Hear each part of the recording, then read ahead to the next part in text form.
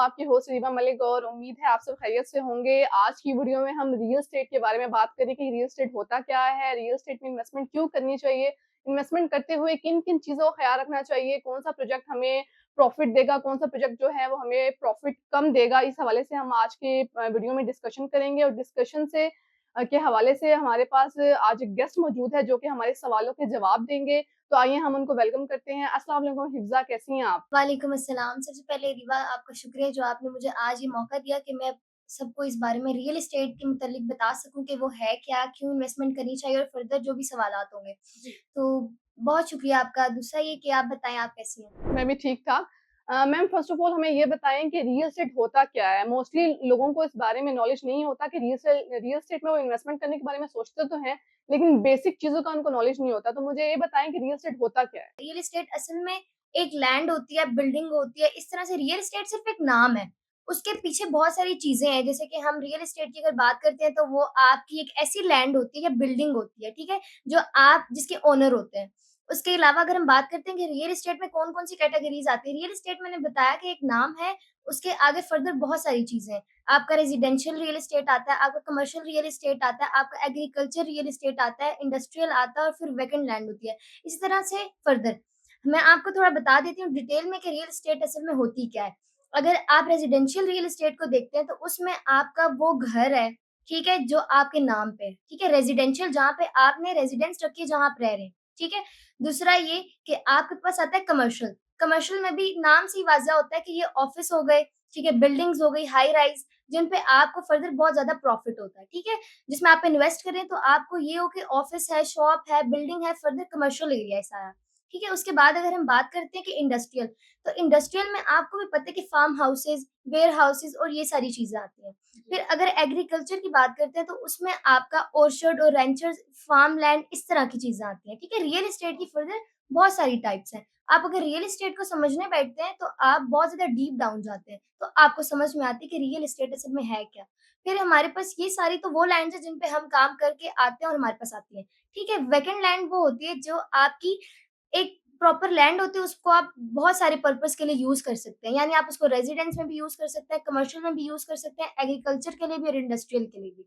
तो आपका real estate असल में एक नाम है, उसके आगे फर्दर बहुत सारी टाइप्स हैं। ठीक है मैम, ये चीज़ें तो हमें क्लियर हो गई हैं। उसके साथ-साथ आपसे एक और सवाल करती चलूँ कि हमें ये बताएँगे कमर्शियल में और रेज़िडेंशियल में इन्वेस्टमेंट करते हुए क्या-क्या नुकसान होते हैं और क्या-क्या फ़ायदे होते हैं हमें?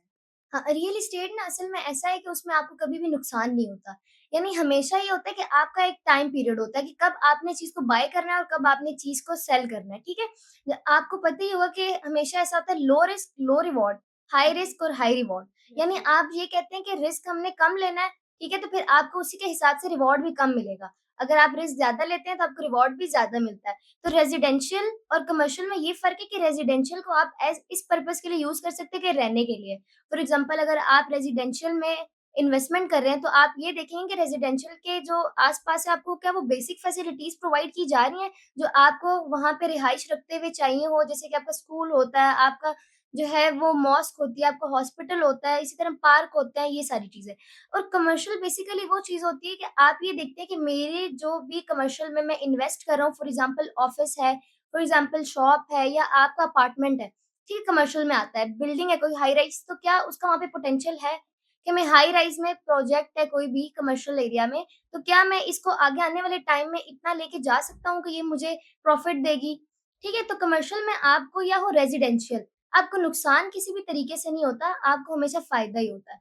तो बस वो चीज़ है कि हम लोगों को ये समझना चाहिए कि कौन-सा टाइम लेने का है और कौन-सा टाइम बेचने का है। तो हमारी जो प्रॉपर्टी है वो हमेशा हमें फ़ायदा ही देगी, नुकसान कभी भी नहीं देगी। जी मैम, बहुत-बहुत शुक्रिया। उसके साथ-साथ एक और सवाल करती चलूँ कि मुझे ये बताएँ कि इन्वेस्टमेंट करते हुए बेसिकली हमें क्या-क्या चीज़ें देखनी चाहिए कि क्या चीज़ हमारे लिए फ़ायदा देगी, क्या नुकसान देगी, किस टाइम पे क्या प्रॉफ़िट होगा, क्या हमें लॉस होगा? तो इन्वेस्टमेंट करते हुए किन-किन चीज़ों का ख़्याल रखना चाहिए? बिल्कुल, हमें तो ये देखना चाहिए कि देखें जैसे कि मैंने बताया पिछले सवाल में भी कि आपको हमेशा ये देखना चाहिए कि आने वाले टाइम में उस चीज़ का पोटेंशियल है या नहीं।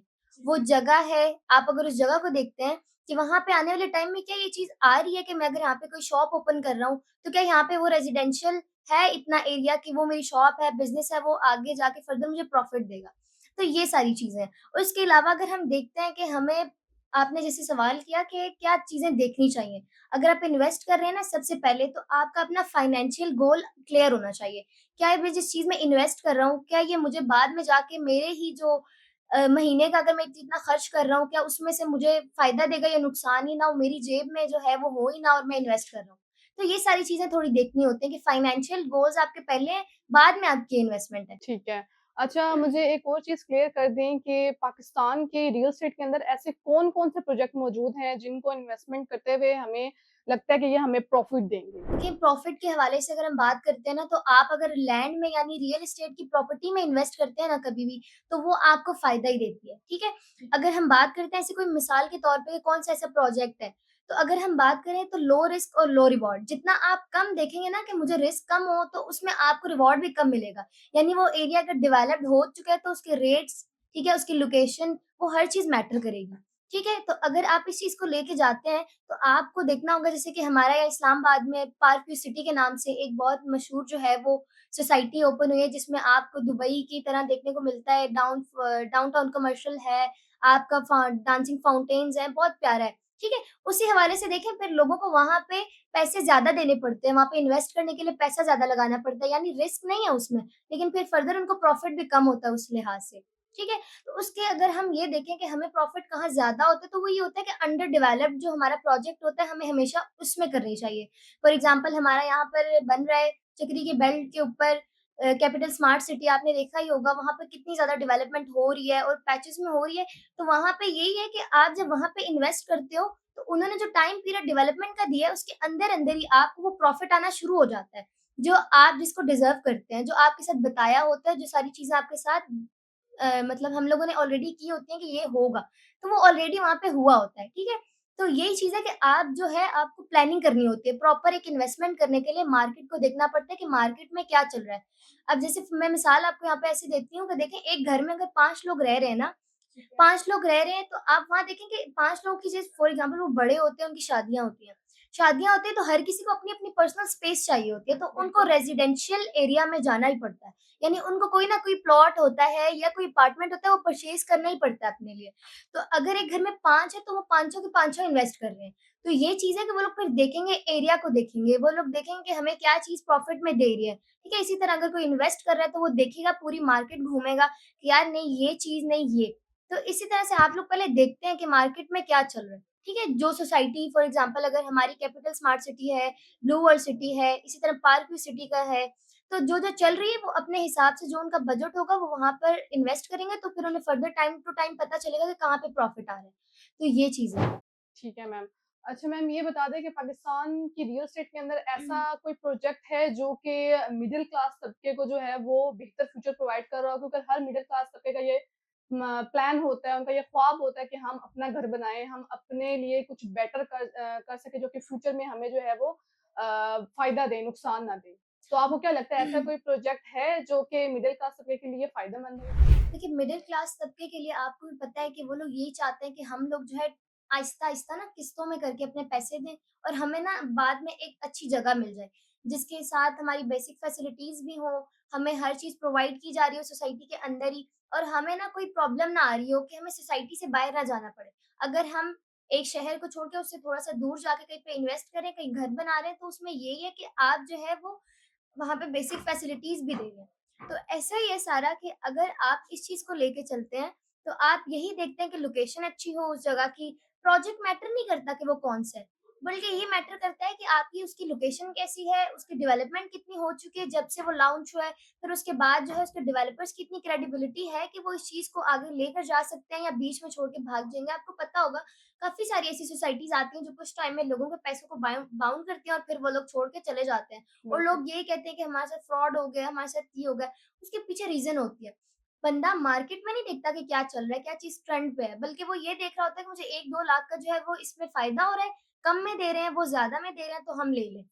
तो ये चीज़ होती है। तो ठीक आप है। इन सारी चीज़ों को मद्देनज़र रख के अपनी इन्वेस्टमेंट करते हैं, तो वो कभी भी आपकी जो है वो डाउनफॉल की तरफ नहीं जाती है। वो हमेशा आपकी अपलिफ्ट होती है। आपको प्रॉफ़िट होता है, आपकी लैंड की वर्थ बढ़ती है और इसी तरीके से फर्दर मोर।